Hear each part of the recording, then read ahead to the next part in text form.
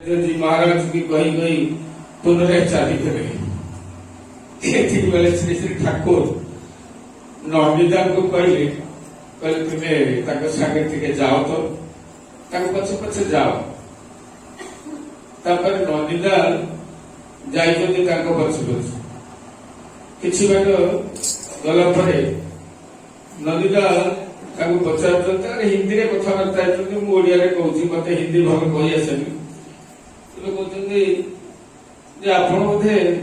शंकराचार्य भक्त होती ना क्यों तुमको मालूम नहीं है तो तुमको जापार मुझे जयकार काल करके ना मुझे तो जानली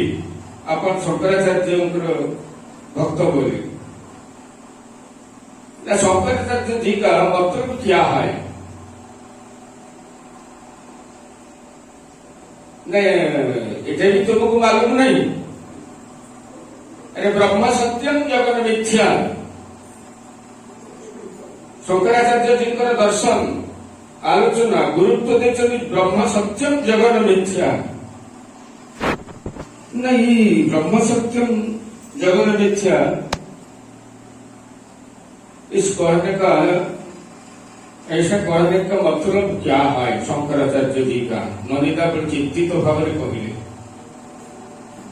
ये कथा भी तुम जान ब्रह्म सत्य जगत मिथ्या ये कथा भी तुम जापर ये जहां जहां नेत्र पड़े सब किसी छूटा है इस जगत में जहां किसी हम देखता है सब किसी छूटा है एक ही ब्रह्म सत्यम कहते तो पूरा राग विरक्त व्यंजक स्वर नमिता कहले शंकराचार्य जी ये जो बाणीटा कहले कौथी कहले आसमान पर ना ये मिठिका पर ना ये मिठिका पर अरे शंकराचार्य जी माटी ऊपर ठिया कहले ना आकाश छाई कहले नहीं माटी ऊपर ठिया कहले नहीं सब झूठा है तो ये सब किछु झूठा है सब किछु मिथ्या ना एकमात्र ब्रह्म सत्य माटीटा भी मिथ्या शंकराचार्य जी कहले सी कि चिरस्थायी सी भी मिथ्या बाणीटा भी मिथ्या से पूरा आश्चर्य कि कथा कहूँ ना तुम तो कहल निजे ये सब जहाँ किसी देखुचे ये सब गुड़ाक मिथ्या एकमात्र ब्रह्म सत्य जदि ब्रह्म सत्य आ सब गुड़ाक मिथ्या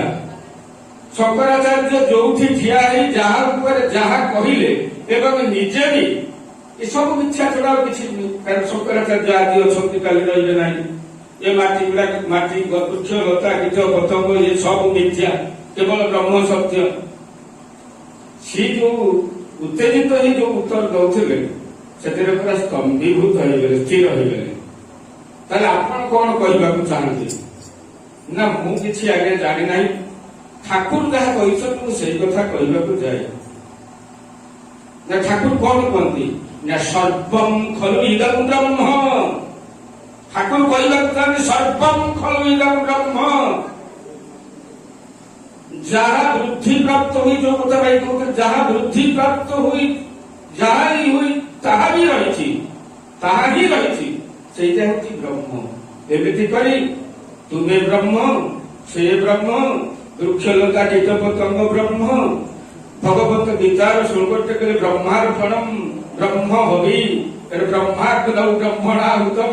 ब्रह्मैव तेन गन्तव्यं ब्रह्म कर्म समाधिना किए ब्रह्म ब्रह्मार्पणम ब्रह्म को अर्पण करा जाउछि कौन ना ब्रह्म हवि ये जो घी टिकक दिया जाउछि से भी ब्रह्म ब्रह्माग्रहु अग्नि भी ब्रह्म अग्नि टिकक ब्रह्म रे घृत रूपक ब्रह्म को समर्पण करा जाउछि ब्रह्माग्रहु ब्रह्मणाहुतम जे आहुति दउछि से भी ब्रह्म किए ब्रह्म नुह तेने सारा जगत का होछि ब्रह्ममय से भक्त जन कहते मुझे बुझीपारे ना बुझीपारे माने ठाकुर कहवाक चाहती जे ये जहाँ जहाँ किसी सबु ब्रह्मंकर रूपांतर मात्र ब्रह्म को आम सहजरे जापर ना तेणु ब्रह्म ये बीच भाई ब्रह्मंकर गोटे रूप से मंगुली भाई ब्रह्मंकर गोटे रूप से बाबुली भाई ब्रह्मंकर गोटे रूप कार्तिक भाई मुहु भाईना जी जी समस्त आम अच्छे ये खोलटा भी गोटे ब्रह्मंकर रूप ये मोबाइल टा भी गोटे ब्रह्मंकर रूप कारण वृद्धि प्राप्त हो सी ये सब किसी ठाकुर कहवाक चाहती सबुरी भितर ब्रह्म दर्शन करवाटा हूँ प्रकृत ब्रह्म ज्ञान सब घट में बलिहार गिरिज तो में ज्योति सदगुरु चकमक बिना कैसे प्रकट होती मनुष्य जिते सदगुरु प्राप्त हुए से सर्प घटने तुम्हें विराजित अनंत सकति धरी जो भजन गान करे सर्वभूत तुम्हें विराजित अनंत सकति धरी प्रत्येक प्राणी भीतर तुम्हें ही विद्यमान परिचय कीर्तन नहीं तुम्हें जो ना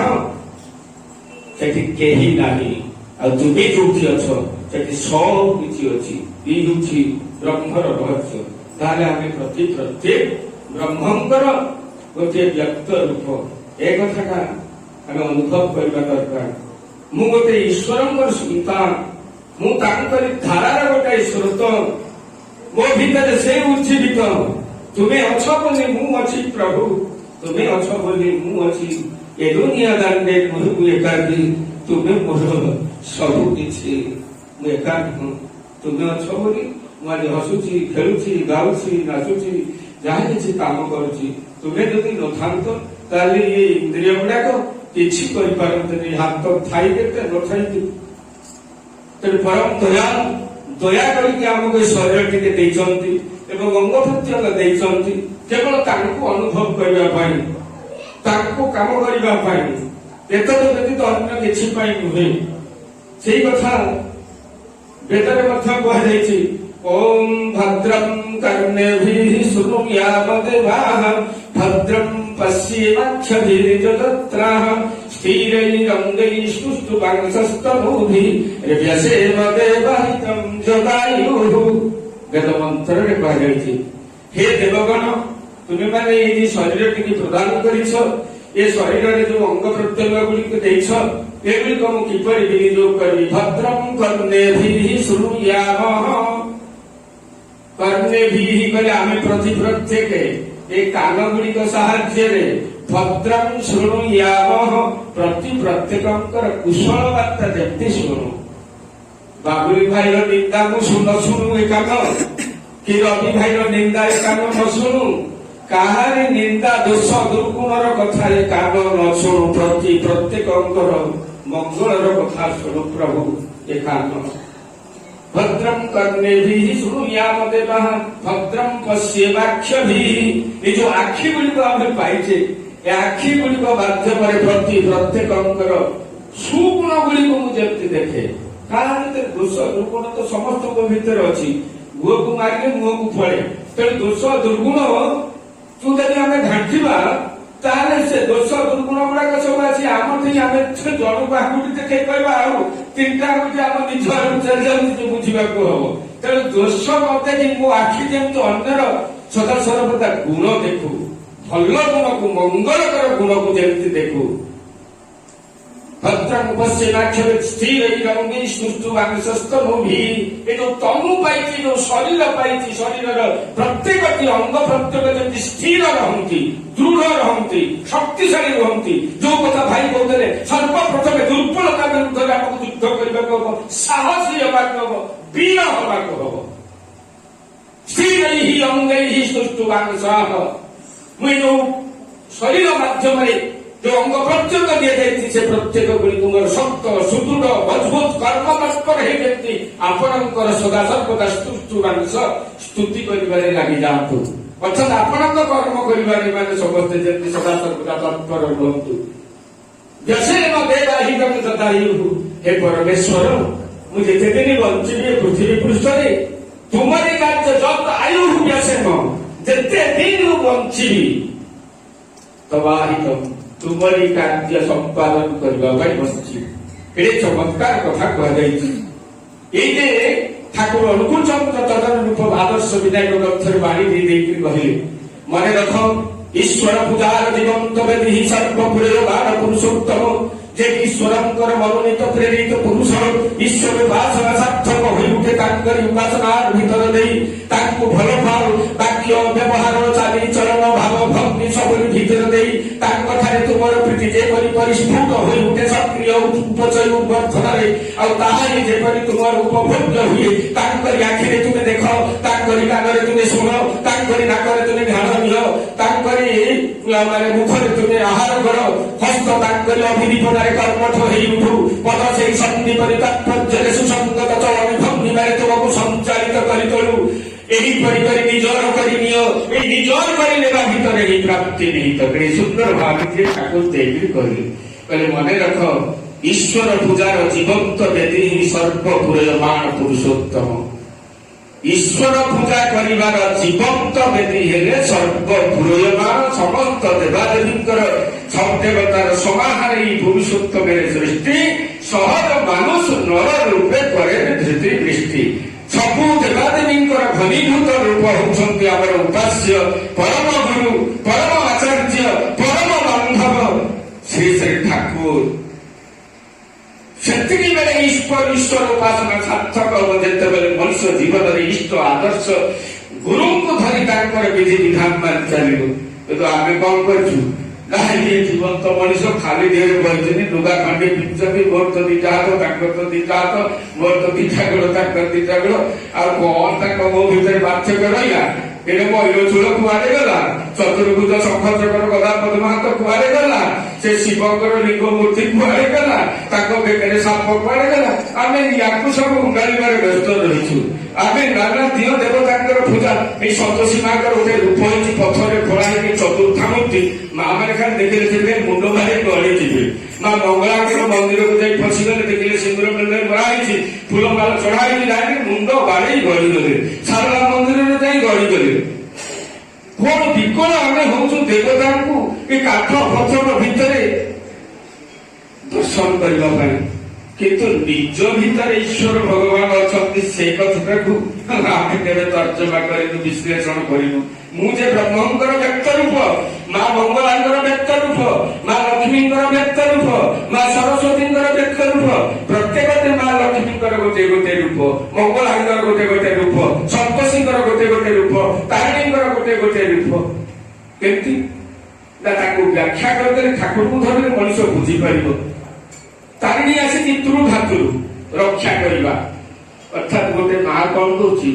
ନିଜକୁ ରକ୍ଷା କରିପାରିବା ସାଙ୍ଗେ ସାଙ୍ଗେ ତା ପିଲା ଛୁଆ ପରିବାରକୁ ରକ୍ଷା କରିପାରି ଖାଇବାକୁ ଦିଏ ପିନ୍ଧିବାକୁ ଦିଏ ଆଜି ଜୋତା ସଫା କରିଦିଏ ଆଜି ପିଲା ମୁଣ୍ଡ କୁଣ୍ଡେଇ ଦେ ଗାଧେଇ ଦେ ଅଠା ବାସନ ଧୋଇ ଦେ ଚୁଲି ଚାଲ ମାଜି ଦେ ସାକର ସେ ସାକର ଗୋଟେ ମା ତା ପରିବାରକୁ ରକ୍ଷା କରିବା ପାଇଁ 10 ପ୍ରହରଣ ଧାରିଣୀ ଭୂଜା ସେଇଠି ଚୁଲିଟା ଲଗେଇ ଦଉଛି ସାଙ୍ଗେ ସାଙ୍ଗେ ଯାଇକି ଗୁହାଳ ଗୋବର ପୋଛି ପକଉଛି ସାଙ୍ଗେ ସାଙ୍ଗେ ବାରିଆଡୁ ଯାଇକିରି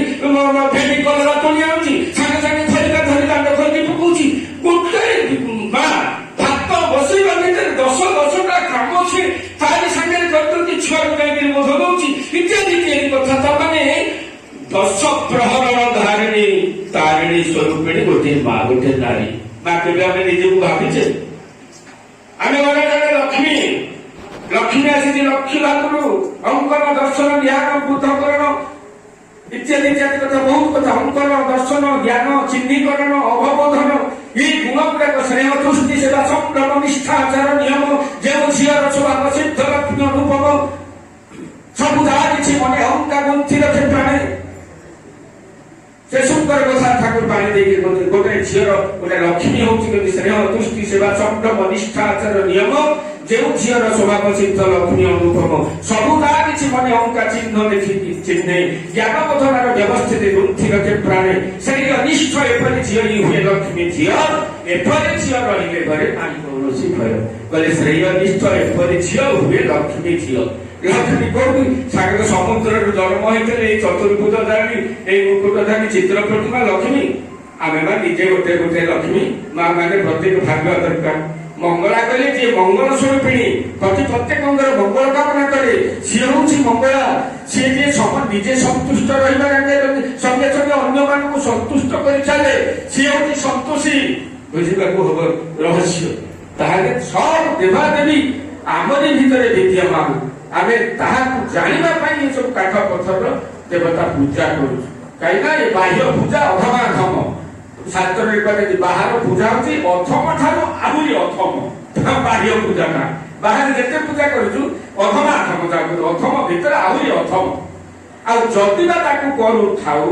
ତାହେଲେ କେବଳ କରୁଛେ ନିଜ ଭିତରେ ତାକୁ ଉପଲବ୍ଧି କରିବା ପାଇଁ ଏଟା ହଉଛି ଅସଲ କଥା। ତେଣୁ ଶ୍ରୀ ଠାକୁର ପାଣି ଦେଇ କହିଲେ ଯଦି ତାକୁ ଭଲ ପାଇବାକୁ ପଡେ ଇଷ୍ଟ ଆଦର୍ଶ ଗୁରୁଙ୍କୁ ଭଲ ପାଇବାକୁ ପଡେ ଗୁରୁଙ୍କୁ ଭଲ ପାଇବାକୁ କିଭଳି ନା ତାଙ୍କରି ଆଖିରେ ତୁମେ ଦେଖ ସିଏ ଯୋଉ ଆଖି ଦେଖୁଛି ତାଙ୍କ ଆଖି ଯାହା ଦେଖିବାକୁ ପସନ୍ଦ କରେ ମୋ ଆଖି ଯେମିତି ସେଇଆ ଦେଖୁ ଅନ୍ୟର କୁତ୍ସା ଜିନିଷ କଦର୍ଯ୍ୟ ଜିନିଷକୁ ନ ଦେଖୁ ତାଙ୍କରି ଆଖିରେ ତୁମେ ଦେଖ ତାଙ୍କରି କାନରେ ତୁମେ ଶୁଣ ସେ ଯାହା ଶୁଣିବାକୁ ଭଲ ପାଆନ୍ତି ମୁଁ କାନ ଯେମିତି ତାହା ହିଁ ଶୁଣେ ତାଙ୍କରି ନାକରେ ତୁମେ ଧ୍ୟାନ ନିଅ ସିଏ ଯେପରି ଠିକ ସମାନ୍ତରାଳ ଭାବରେ ନିଶ୍ୱାସ ପ୍ରଶ୍ୱାସର ଗତିକୁ ନିୟାମକ ମାନେ ନିୟନ୍ତ୍ରିତ କରନ୍ତି ଏ ଶ୍ୱାସ ପ୍ରଶ୍ୱାସର ଗତି ନିଶ୍ୱାସ ଆକୁ କଦାପି ବିଶ୍ୱାସ ନାହିଁ କୋଉ ମୁହୂର୍ତ୍ତରେ ଛାଡ଼ିଯିବ ଏ ଘଟ ଛାଡ଼ି ଆମେ କହିପାରିବାନି ତେଣୁ ନିଶ୍ୱାସ ପ୍ରଶ୍ୱାସର ନିୟନ୍ତ୍ରଣ କରିବାକୁ ହବ ଅନୁରାଗ କରିଲେ ନାମ ଆପନି ଆସେ ପ୍ରାଣାୟାମ ଅନୁରାଗର ସହିତ ନାମ କରି ନିଶ୍ୱାସ ପ୍ରଶ୍ୱାସର ନିୟନ୍ତ୍ରଣ କରିବାକୁ ହବ ତା ଭିତରେ ସେ ଯେମିତି ଧ୍ୟାନ ନଉଛନ୍ତି ଆମକୁ ସେମିତି ଧ୍ୟାନ ନେବାକୁ ପଡିବ ଆଗ୍ରହ କରିବାକୁ ପଡିବ ତାଙ୍କରି ମୁଖରେ ତୁମେ ଆହାର କର ସେ ଯେପରି ଖାଦ୍ୟ ପସନ୍ଦ କରନ୍ତି ମୁଁ ଯେମିତି ସେଇଭଳି ଖାଦ୍ୟ ଖାଏ ମୁଁ ଆଜି ସେ ତ ଚିକେନ ମଟନ ଖାଉନାହାନ୍ତି ଜଗନ୍ନାଥଙ୍କ ପାଖରେ ଚିକେନ ମଟନ ଭୋଗ ହଉନାହିଁ ମଦ ବୋତଲ ଭୋଗ ହଉନାହିଁ କି ଇତ୍ୟାଦି ଇତ୍ୟାଦି କଥା ଗୋଟେ ଲଙ୍କା ବି ସହିତ ତାଙ୍କର ପଡୁନାହିଁ ମୁଁ କିନ୍ତୁ ଖାଇଲା ବେଳକୁ ଚିକେନ ମଟନ ଖାଇବି ଆଉ ମାନେ ମାଛ ଝୋଳ ଖାଇବି ମଦ ବୋତଲ ଧରିବି ପକୋଡା ନହେଲେ ହବନି ଏସା ନହେଲେ ତେସା ଇତ୍ୟାଦି ଇତ୍ୟାଦି କଥା ତାଙ୍କରି ଆଖିରେ ତାଙ୍କରି ମୁଖରେ ତୁମେ ଆହାର କର ତାଙ୍କ ମୁହଁଟା ଯେମିତି ଖାଦ୍ୟ ଖାଇବାକୁ ଭଲ ପାଏ ମୋ ମୁହଁଟା ଯେମିତି ତା ଦେହରେ ରୁଚିକର ହୁଏ କାର୍ତ୍ତିକ ମାସଟା ମାଛ ଛଡା ଆଇଁଷ ଛାଡ଼ି ସାରିଲେଣି ପାଟି ଦିଆ ହେଲା ଟିକେ ପକେଇଦବା ଆମେ କାର୍ତ୍ତିକ ମାସ ଯାକ ମାଛ ଖାଇସାରିଲେଣି ଆଇଁଷ ଛାଡ଼ି ସାରିଲେଣି ମୋ ପାଟିଟା ଦିଆ ହେଇଗଲାଣି ଯେମିତି ଥର ଖାଇ ହବ ସେମିତି ଖାଲି ଗୋଟା ଗୋଟା ବଳି ପକେଇବା ସରିବ ସେଦିନ ତେଣୁ ତାଙ୍କରି ମୁଖରେ ତୁମେ ଆହାର କର ହସ୍ତ ତାଙ୍କର ଅଭିନିପଦାୟ କର୍ମଠ ହେଇଗଲୁ ଏଇ ଯୋଉ ହାତ ଦିଟା ପାଇଛି ଏ ହାତ ଦିଟା କେମିତି ତାଙ୍କରି କର୍ମ କରିବାରେ ସଦା ସର୍ବଦା ତତ୍ପର ହୁଏ ଆଜି ମନ୍ଦିର ଯାଇଛି ଅଳନ୍ଧୁ ଲାଗିଛି ଦେଖୁଛି ଆଖି ଦିଟା ଦେଖୁଛି ଅଳନ୍ଧୁ ଲାଗୁଛି ଟିକେ ଝାଡ଼ିବା ପାଇଁ ହାତ ଲାଗି ହାତ ଭାଇ ମନ୍ଦିର କରି ସିଏ ତାର ବୁଝିପାରିବ ଏ ସେ ସଚିବାଇ ବାବଦୀ କରୁଛନ୍ତି ଝେଲିବା ସେ ତାଙ୍କର ବୁଝିବ ମୋର କଣ ଦରକାର କିନ୍ତୁ ଆମ ହାତ ଦିଟା ପାଇଛି ଟିକେ ଓଲେଇ ଦେବାନି ଜଙ୍ଗଲଟା ବଡ ହେଇଗଲାଣି ଗଛଟା ବାହାରିଗଲାଣି ତାକୁ ଟିକେ ସଫା କରିବା ନାହିଁ ଆଜି ଠାକୁରଙ୍କର ଗୋଟେ କଣ ପ୍ରୟୋଜନ ନନା ଅପେକ୍ଷା କରିଛନ୍ତି ନା ଆସ ଆମ କ୍ୟାସିୟର ଅମୁକ ଅଛନ୍ତି ମୁଁ ତାକୁ ଫୋନ କରିଦଉଛି ସିଏ ଆସିଲେ ଆଣିଲେ ଆରେ ଦି ଆସିଲି ମୁଠା ପାଇଁ ଆଣିବାକୁ ତମର କଣ ଟଙ୍କା ଦେଇ ତମ ପାଖରେ ନାହିଁ ତମ କ୍ୟାସିୟର ଆସିଲେ ତମେ ଟଙ୍କା ଦେଇ ତମେ କ୍ୟାସିୟର ମୁଠା ଆଣିବାକୁ ଯିବ କି କଥା ସବୁ ତେଣୁ ଆମେମାନେ ସବୁ ଧର୍ମକୁ ଆଖିଠାର ମାରିବାରେ ରହିଛୁ ଠାକୁର ସେଇଥିପାଇଁ ମାରି ଦେଇକି କହିଲେ ହସ୍ତ ତାଙ୍କରି ଅଭିଜୀବନରେ କର୍ମଠ ହେଉଠୁ ପଦ ସେଇ ସନ୍ଧି କରି ତାତ୍ପର୍ଯ୍ୟରେ ସୁସଙ୍ଗତ ଚଳେ ଭୁଞ୍ଜିବାରେ ତୁମକୁ ସଞ୍ଚାଳିତ କରୁଛୁ ଏ ଗୋଡ଼ ଦିଟା ପାଇଛି ସକାଳେ ସନ୍ଧ୍ୟାରେ ଯଦି ମନ୍ଦିର ଯିବି ପ୍ରାର୍ଥନା କରିବି ସତ୍ସଙ୍ଗକୁ ଯିବି ଯଦି ନଗଲା ଏ ଗୋଡ଼ ଦିଟା ଥାଇ କେତେ ନଥାଇ କେତେ ଶ୍ରୀମଦ ଭାଗବତରେ ଜଗନ୍ନାଥ ଦାସ ସୁନ୍ଦର ଭାବରେ କହିଛନ୍ତି ଜଗନ୍ନାଥ ଦାସ ସୁନ୍ଦର ଭାବରେ ଭାଗବତରେ କହିଛନ୍ତି କୃଷ୍ଣର ନାମ ଉଚ୍ଚାରଣ ନ ଶୁଣେ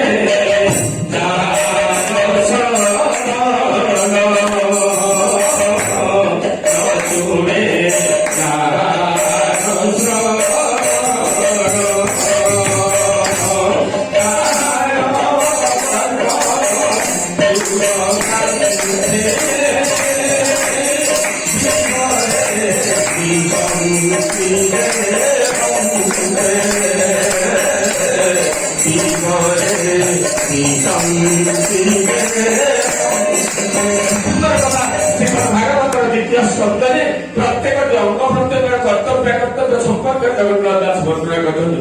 କୃଷ୍ଣର ନାମ ଉଚ୍ଚାରଣ ନ ଶୁଣେ ଯାହାର ଶ୍ରବଣ ଏ କାମ ଦିଟା ପାଇଛେ ଯଦି ମୋ ପ୍ରିୟ ପରମଙ୍କର କଥା ନ ଶୁଣିଲା ପରର ମଙ୍ଗଳର କଥା ନ ଶୁଣିଲା ସେ କାନ ଦିଟା କାନ୍ଥରେ ଥିବା ଦିବରେ ଦିଶକ୍ତି ଯେମନ୍ତେ କାନ୍ଥରେ ଥିବା ଗାତ ଦିଟା ସାଙ୍ଗରେ ସମାନ ଆଜି ଉଇ ଗାତ କରିଛି କଲକତରା କାନ୍ଥରେ ଗାତ କରିଛି ସେ ଗାତ ଯାହା ଏ କାନ ଦିଟା ଗାତ ସାଙ୍ଗରେ ସମାନ ସେ ଗାତ ଯେମିତି ଜଳ ଏ କାନ ସେମିତି ଜଳ ଏ କାନ ଥାଇ କେତେ ନଥାଇ କେତେ ଥିଲେ କେତେ ନଥିଲେ କେତେ ନୟନ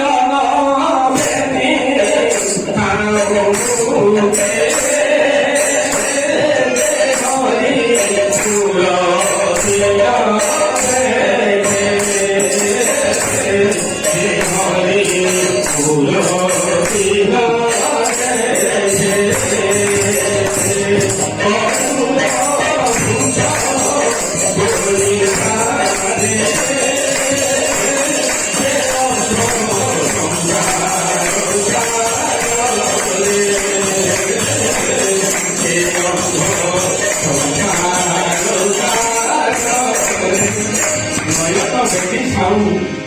মুখে এড়ে সুন্দর আকর্ণ বিস্তৃত লোচন পাইছে সতে যেমতি নীଳ କଳି ଭଳି ଭଲ ଭଲ ପାଉଛି ଆହା ଦେଖିଦେଲି ଏଡେ ସୁନ୍ଦର ଆଖି ଆଖିକି ଚାହିଁ ମନ ରହିଗଲା ମୋର ଲାଖି ଆମେ ଏଇ ଆଖି ଦେଖିକି ବିଭୋଳ ହେଇଯାଉ ଅନେକ ସମୟରେ ଆକର୍ଷିତ ହେଇପାରେ ଗୋଟାଏ ଝିଅ ପୁଅ ପ୍ରତି ଗୋଟାଏ ପୁଅ ପ୍ରତି ତା ଝିଅ ଯେ ଆଖିକି ଦେଖିକିରି ସେ ଆକର୍ଷିତ ହେଇପାରେ କାମ ସେ ଜର୍ଜରିତ ହେଇ ଉଠେ କିନ୍ତୁ ଶ୍ରୀ ଜଗନ୍ନାଥ ଦାସ କହିଲେ ନୟନ ବେନି ଥାଉ ମୁଖେ এই যে নীল কই পরি ঢল ঢল আখি দিটা জীবন্ত আখি দিটা পাইছ তা যদি প্রিয় পরমঙ্কর রূপକୁ দর্শନ নকଲା ସକାଳେ ସନ୍ଧ୍ୟାରେ ଚକ୍ର ଫଟକୁ ଚାହିଁ ଟିକେ ଧ୍ୟାନ କଲେ ନାହିଁ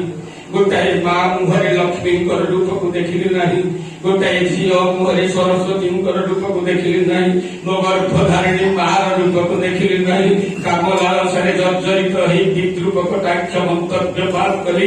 এই যে আখি দিটা পাইছে সে আখি দিটা ঠাকুর জগন্নাথ দাস কহিলেন নয়ন বেনি থাউ মুখে যে হরি মূরতি ন দেখে প্রিয় পরমঙ্কর রূপକୁ যে দেখি ন পারে ঠাকুর তো সত্যাঞ্চଳରେ କହିଛନ୍ତି ତୁମେ ତୁମ ପରିବାରର ସ୍ତ୍ରୀ ପୁତ୍ର କନ୍ୟା ଇତ୍ୟାଦିଙ୍କ ମୁହଁ ଦେଖିଲା ବେଳେ ତାଙ୍କର ମୁହଁ ଗୁରୁଙ୍କର ମୁହଁ ବି ଯେପରି ମନେ ପଡେ ମୋ ସ୍ତ୍ରୀ ମୁହଁରେ ମୁଁ ଦେଖିଛି ଠାକୁରଙ୍କୁ ମୋ ପୁଅ ମୁହଁରେ ଦେଖିଛି ଠାକୁରଙ୍କୁ ଯଦି ପୁଅ ମୁହଁରେ ଦେଖିଥାନ୍ତେ ସାରା ହାରମ ଜାଗାକୁ ଦି ଚାରି ଜାପଟା ଦେବେ ଗାଲ ଫଟେଇ ଦେବି କେମିତି କହନ୍ତି ସ୍ତ୍ରୀ ମୁହଁରେ ଯଦି ଠାକୁରଙ୍କୁ ଦେଖନ୍ତି ତାକୁ ଅସଭ୍ୟ ଭାଷାରେ ଗାଈ ଧରି ଚୁପି ଧରିକି ତାଙ୍କ କଥା ଯଦି ଲଗାଣିବେ ଘରୁ ବାହାରେ କେମିତି କହନ୍ତି ତେଣୁ ମୋ ସ୍ତ୍ରୀ ମୁହଁରେ ମୁଁ ଠାକୁରଙ୍କୁ ଦେଖେ ନାହିଁ ମୋ ପୁଅ ମୁହଁରେ ଦେଖୁନାହିଁ ମୋ ପରିବାର ବର୍ଗରେ ଭାଇ ମୁହଁରେ କେବେ ଦେଖିଛି ମୋ ପ୍ରଭୁଙ୍କୁ ଯଦି ଭାଇ ମୁହଁରେ ମୋ ପ୍ରଭୁଙ୍କର ଦର୍ଶନ କରୁଥାନ୍ତି ତାହେଲେ ଭାଇ ସାଙ୍ଗ ଦିନେ କାହିଁକି ହୁଅନ୍ତି କରିଦର କାହିଁକି କରନ୍ତି ପକ୍ଷପାତ ଅନ୍ତର୍ପତ୍ର କାହିଁକି କରନ୍ତି ତେଣୁ ନୟନ ବେନି ଥାଉ ମୁଖେ ଯେ ହରି ମୂରତି ନ ଦେଖେ ଏ ଆଖି ଦିଟା ଭାଇ ଯଦି ପ୍ରତ୍ୟେକ ଘଟ ଭିତରେ ଶ୍ରୀହରିଙ୍କର ରୂପ ପ୍ରିୟ ପରମଙ୍କର ରୂପ ଦେଖି ନ ପାରେ ଜଗନ୍ନାଥ ଦାସ କହିଲେ ମୟୂର ପୁଚ୍ଛ ବୋଲି ତାରେ ସେ ଅନ୍ଧ ସଂସାର ସାଗରେ ମୟୂର ଚନ୍ଦ୍ରିକାରେ କେଡ଼େ ସୁନ୍ଦର ଆଖି ଅଛି ଦେଖିଲେ ମନ ମୋହିଯାଏ ସେ ମୟୂର ଚନ୍ଦ୍ରିକାର ଆଖି ଦେଖିକିରି କିନ୍ତୁ ସେ କଣ ସତରେ ଦେଖିପାରେ ସେ ଯେମିତି ଜଳ ଏ ଆଖି ଦିଟା ହଉଛି ସେଇଭଳି ଜଳ ଦେବା ସୁନ୍ଦର ବେନି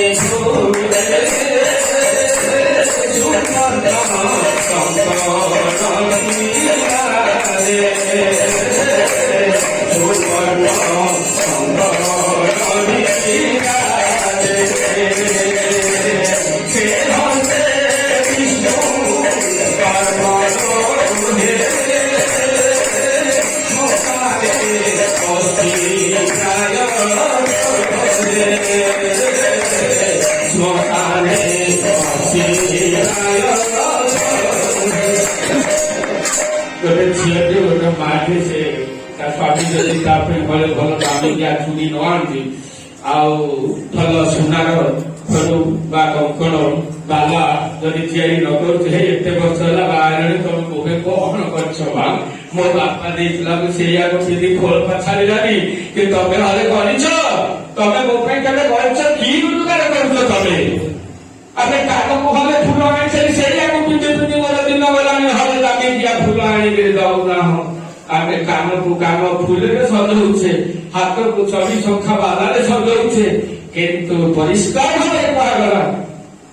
ଯେବା ସୁନ୍ଦର ବେନି ଭୁଜେ ସୁବର୍ଣ୍ଣ କଙ୍କଣ ବିରାଜେ ସୁଧାର କଙ୍କଣ ଯେ ହାତରେ ଶୋଭା ପାଉଛି ସେ ଯେବେ ବିଷ୍ଣୁ କର୍ମୀ ନୁହେଁ ସେ ହାତ ଦିଆ ଯଦି ପ୍ରିୟ ପରମଙ୍କର ଫଟୋରେ ଅଳିଆ ଲାଗି ଟିକେ ପୋଛିଦେଲା କାହିଁ ମା ମଙ୍ଗଳାଙ୍କ ଛବିରେ ଚନ୍ଦନ ମାରି ମାରି ତାଙ୍କ ଆଖି ବନ୍ଦ କରିଥିଲି, ତାକୁ ଟିକେ ଯଦି ସଫା କରି ଲଗେଇଲି ଆଉ ଇଏ ମାନେ ଦାଣ୍ଡ ଦ୍ୱାର ଘର ଦ୍ୱାର ସବୁ ଅପରିଷ୍କାର ଅପରିଚ୍ଛନ୍ନ ହେଇଛି, ବାସନ ହାତି କଳା ଫଳା ପଳା ପଡ଼ିଗଲେ ତାକୁ ଯଦି ସଫା ନ କଲି, ଠାକୁରଙ୍କର ବିଛଣା ଚଦର ଟିକେ ଝାଡ଼ି ଝୁଡ଼ି ଦେଲି ନାହିଁ। ଯଦି ବିଷ୍ଣୁ କର୍ମ ନୁହେଁ ହାତ ଦ୍ୱାରା ଶ୍ମଶାନେ ଅସ୍ଥି ପ୍ରାୟ ଶୋହେ। ମଶାଣିରେ ଯେମିତି ହାଡ଼ ପଡ଼ିଥାଏ ଗୋରୁହାର ମଣିଷ ହାଡ଼, ସେ ହାଡ଼ ସାଙ୍ଗରେ ସମାନ, ସେ ହାତ ଦିଟା ଏଇଭଳି ଅପବିତ୍ର ହେଇଯାଏ। ଚିନ୍ତା କରନ୍ତୁ, ଆମେ ସ୍ୱାମୀ ପାଖରେ କେବେ ଡିମାଣ୍ଡ କରିବାନି ଏଇଟା ଦିଅ ମତେ ସେଇଟା ଦିଅ, ମୋ ଗଳା ପାଇଁ ଗୋଟେ ସୁନ୍ଦର ହାର କରିଦିଅ, କାରଣ ଏ କଣ୍ଠ ଆସିଛି କଣ୍ଠସ୍ୟ ଭୂଷଣମ୍, କଣ୍ଠସ୍ୟ ଭୂଷଣମ୍ ଶାସ୍ତ୍ରମ୍, କଣ୍ଠର ଭୂଷଣ ହଉଛି ସତ୍ୟ, କଣ୍ଠର ଭୂଷଣ ହଉଛି ସତ୍ୟ, ସଦା ସର୍ବଦା ସତ୍ୟ ଭାଷଣ ଯଦି କଣ୍ଠରୁ ନବାରେ ଦାମିକିଆ ହାର ପକେଇଲେ କଣ ହବ? ସତ୍ୟସ୍ୟ ଭୂଷଣମ୍ ଶାସ୍ତ୍ରମ୍, ହସ୍ତସ୍ୟ ଭୂଷଣମ୍ ଦାନମ୍, ଚାଣକ୍ୟ ନୀତି ଶ୍ଲୋକରେ ମଧ୍ୟ କହିଛନ୍ତି। ଯୋଉମାନେ ହସ୍ତସ୍ୟ ଭୂଷଣମ୍ ଦାନମ୍ ସତ୍ୟମ୍, କଣ୍ଠସ୍ୟ ଭୂଷଣମ୍, ଶ୍ରୋତ୍ରସ୍ୟ ଭୂଷଣମ୍ ଶାସ୍ତ୍ରମ୍, ଭୂଷଣୈଃ କିଂ ପ୍ରୟୋଜନମ୍, ଅନ୍ୟାନ୍ୟ ଅଳଙ୍କାର ତାର କଣ ପ୍ରୟୋଜନ? ଆମେ ସ୍ୱାମୀ ପାଖରେ କେବେ ହେଲେ ଭଲ ପାଇବାର ଭିକ୍ଷୁକ ସାଜିବା ନାହିଁ। ନିଜର ଗଳାକୁ ସଜେଇବା ପାଇଁ, ହାତକୁ ସଜେଇବା ପାଇଁ, କାନକୁ ସଜେଇବା ପାଇଁ କେବେ ପ୍ରାର୍ଥନା କରିବାନି ମତେ ଏହା ଦିଅ ତାହା ଦିଅ ତାହା ଦିଅ। ଯଦି ପାରୁଛେ ଏତିକି କରିବା। ହେଇ ତୁମେ ଯାଉଛ ସତ୍ସଙ୍ଗକୁ, ଯାହା ଶୁଣିବ ମୁଁ ତ ଜାଣିପାରୁନି, ଛୁଆ ପିଲା ନେଇ ଅଛି, ତୁମେ ଯାହା ଶୁଣିବ ଆସି ମତେ ଟିକେ କହିବ, ଅନ୍ତତଃ ପକ୍ଷେ ଶୁଣିଲା ବେଳେ ମତେ ଟିକେ ପ୍ରଭୁଙ୍କ କଥା କହି ମୁଁ ଶୁଣି ଶୁଣି ଯେମିତି ନିଦ ଯାଏ, ପ୍ରଭୁଙ୍କ କଥା ଭାବି ଭାବି ମୋର ଦିନ ଯେମିତି ବିତିଯାଏ। ମୁଁ ସିନା ଯାଇପାରୁନି, ତୁମେ ତ ଯାଉଛ, ମୋ ପ୍ରଭୁଙ୍କ କଥା ଯେମିତି ଶୁଣିବି, ମୋ ପ୍ରଭୁଙ୍କ ପାଇଁ କିଛି କାମ କରିବି। ତୁମେ ତ ଯାଉଛ, ମୁଁ ଯାଇପାରୁନି, ଏଇ ଫୁଲମାଳଟାଏ ଗୁନ୍ଥି ଦଉଛି, ନେଇଯା ମୋ ପ୍ରଭୁଙ୍କ ଗଳାରେ ପିନ୍ଧେଇ ଦେବ। ଏଇଟା ହଉଛି ପ୍ରକୃତ ଭୂଷଣ, ପ୍ରକୃତ ଅଳଙ୍କାର। ଆଉ ତାହା ନ କରି ମୁଁ ଯଦି ମୋର ସ୍ୱାମୀ ପାଖରେ ଭଲ ପାଇବାର ଭିକ୍ଷୁକ ସାଜେ, ଠାକୁର କହୁଛନ୍ତି ଏଭଳି ନାରୀ ପ୍ରକୃତରେ ନାରୀର ପଦବାଚ୍ୟ ନୁହେଁ, ଏଭଳି ସ୍ତ୍ରୀ କେବେ ସହଧର୍ମିଣୀ ପଦବାଚ୍ୟ ନୁହେଁ। ତେଣୁ ପରମ୍ପରା ଦୟା କରିକି ଆମମାନଙ୍କର ସବୁ ଆଖି ଖୋଲି ଦେଇଛନ୍ତି। ଆଉ ଏଇ ଯେ ଚରଣ ଯୁଗ ବହିବାରେ ଯେବେ ନବମେ ବିଷ୍ଣୁପୁରେ ସେ ପଦ ଭଗ୍ନ ବୃକ୍ଷ ହୋଇ ସେଦିନ ପଦେ ନଚଳାଇ ଗୋଡ଼ ଦିଟା ପାଇଲେ, ଯଦି ମନ୍ଦିର ନଗଲେ, ସେବା ପୂଜା ନଗଲେ, ଆଉ ତୀର୍ଥସ୍ଥାନ ନଗଲେ, ତାହେଲେ ଏଇ ପାଦ ଦିଟା ମଧ୍ୟ ଥୁଣ୍ଟା ଗଛ ସାଙ୍ଗରେ ସମାନ। ତାହେଲେ ଏଡେ ସୁନ୍ଦର ଶରୀର ପାଇଛେ, ଏଇ ସୁନ୍ଦର ଶରୀରକୁ ନେଇକି ଯଦି ଆମେ ପ୍ରିୟ ପରମଙ୍କର ସେବାରେ ନିଜକୁ ବିନିଯୋଗ କରିପାରେ, ତାହେଲେ ଜୀବନଟା ସବୁ ଦିଗରୁ ସାର୍ଥକ ସୁନ୍ଦର ହେଇ ଉଠିବ। ମନୁଷ୍ୟ ଜନ୍ମର ଏ ଲାଭ ଯେତେ ଗୋବିନ୍ଦଙ୍କର ଭାବ, ତାଙ୍କ ସହିତ ଭାବ ବୃତ୍ତି ସ୍ଥାପନ କରିବା ହେଉଛି ମଣିଷ ଜୀବନର ଚରମ ଏବଂ ପରମ ଲାଭ। ଆଜି ଦିନରେ ସମସ୍ତଙ୍କ ପାଖରେ ନିବେଦନ କରିବି, ପ୍ରାର୍ଥନା କରିବି, ବ୍ରାହ୍ମଣ ଲୋକ ହିସାବରେ ମା ମାନେ, ଭାଇ ମାନେ, এই যে হাত পাইছে, এই হাত মাধ্যমে যেমনি মো ইষ্টভূতি ମୋ ହାତ ଦୈନିକ କରେ। ଝିଅଟା ଶୋଇଛି ଅଳସୁଆ, ଶୋଇପଡିଛି 7ଟା 7:30 ବାଜିଲାଣି, ମା କହୁଛି ମୁଁ ତା ଲାଗି ଇଷ୍ଟଭୂତିଟା କରିଦଉଛି। ପୁଅଟା ତ କଲେଜ ପାହାନ୍ତାରେ ପଢୁଥିଲା, ପାହାନ୍ତାରେ ଉଠିକି ଶୋଇପଡିଛି, ତା ପାଇଁ ମୁଁ ଇଷ୍ଟଭୂତିଟା କରିଦଉଛି। ଏଭଳି କଥା ଯେମିତି ନ ହୁଏ, ଯେମିତି ମୁଁ ହାତ ପାଦ ଇନ୍ଦ୍ରିୟ ଗୁଡ଼ିକ ପାଇଛି, ତାଙ୍କରି ସେବାରେ ତାଙ୍କୁ ଇଷ୍ଟଭୂତି ଦେବି, ତାଙ୍କରି ସ୍ଥାନ ମାର୍ଜନ କରିବି। ତାଙ୍କର ସ୍ଥାନ ବୋଲି ଖାଲି କଣ ସତ୍ସଙ୍ଗ ମନ୍ଦିର ଦେବୀ କତଳ ସତ୍ସଙ୍ଗ ବିହାରକୁ ଆସି ସବୁବେଳେ ଓଳେଇବି, ତାଙ୍କର ସ୍ଥାନ କୋଉଠି ନାହିଁ। ସର୍ବଖୋଳିତ ବ୍ରହ୍ମ, ମୋ ନିଜ ଘର ମାନେ ମା ପାଣି ଦେଲା ଗିଲାସରେ ପିଇବା ପାଇଁ, ସେ ଗିଲାସଟା ଯୋଉଠି ଦେଲା ସେଇଠି ଥୋଇଦେଇ ଚାଲିଆଇଲି, ଏଟା ବି ଇଷ୍ଟଭୂତିରେ ଖିଲା। ଲୁଣ ଯଦି ଟିକେ ଅଧିକା ହେଇଗଲେ ତାକୁ ଫୋପାଡ଼ି ଦେଲି, ସେଇଟା ବି ଇଷ୍ଟଭୂତିରେ ଖିଲା। ତେଣୁ ପ୍ରତ୍ୟେକ କଥା ଚପଲ ହବ ସିନ୍ଧିକିରି ଗଲି, ଏଠି ନାହିଁ ସେଠି ଥୋଇଦେଲି, ଇଷ୍ଟଭୂତିରେ ଖିଲା। ଇଏ ବି ସବୁ ଇଷ୍ଟ କର୍ମ ବୋଲି ମନେ କରିବାକୁ ହବ। କାରଣ ମୋର ପ୍ରତ୍ୟେକ ମୁଁ ଯଦି ଇଷ୍ଟଙ୍କର ବ୍ୟକ୍ତ ରୂପ, ତାହେଲେ ମୋ ଚପଲ କଣ ନୁହଁ, ମୋର ଘରର ହାଣ୍ଡି ମାଠିଆ କଣ ନୁହଁ। ପତିବ୍ରତା ନାରୀ ଯେପରି ତାର ହାଣ୍ଡି ମାଠିଆ ଛାଞ୍ଚୁଣି ବୁଲେଇ ଗାଈ ଗୋରୁ ଆମ୍ବ ଗଛ ଭିତରେ ତାର ସ୍ୱାମୀକୁ ଦେଖେ, ଠିକ ସେଇଭଳି ଭାବରେ ମୋର ଘରର ଯାବତୀୟ ଜିନିଷ ଭିତରେ ମୁଁ ଯେମିତି ଇଷ୍ଟକୁ ଦର୍ଶନ କରିବି। ଏଇଟା ଯଦି ହୁଏ, ତାହେଲେ ଠାକୁରଙ୍କୁ ଧରିବାଟା ବାସ୍ତବରେ ଆମର ସାର୍ଥକ ହେଉଥିବ। ତେଣୁ ଆସନ୍ତି ପୁଣ୍ୟ ଲଗ୍ନରେ ଏ ପ୍ରତ୍ୟେକ ତୀର୍ଥ କ୍ଷେତ୍ର ଈଶ୍ୱରଙ୍କର ସ୍ଥାନ, ସବୁର ଯନ୍ତ୍ରଣ ନେବା ହେଉଛି ଆମର ଦାୟିତ୍ୱ। ତେଣୁ ବରଂ ପିତାଙ୍କ ପାଖରେ ଆପଣମାନଙ୍କର ସର୍ବବିଧ ମଙ୍ଗଳ ପ୍ରାର୍ଥନା କରୁଛି। ଆପଣମାନେ ସମସ୍ତେ ଇଷ୍ଟ ଭାବରେ ଭାବାୟିତ ହେଉଥାନ୍ତୁ, ଇଷ୍ଟମୟ ହେଉଥାନ୍ତୁ, ଜୀବନକୁ ଉପଭୋଗ କରନ୍ତୁ ଏବଂ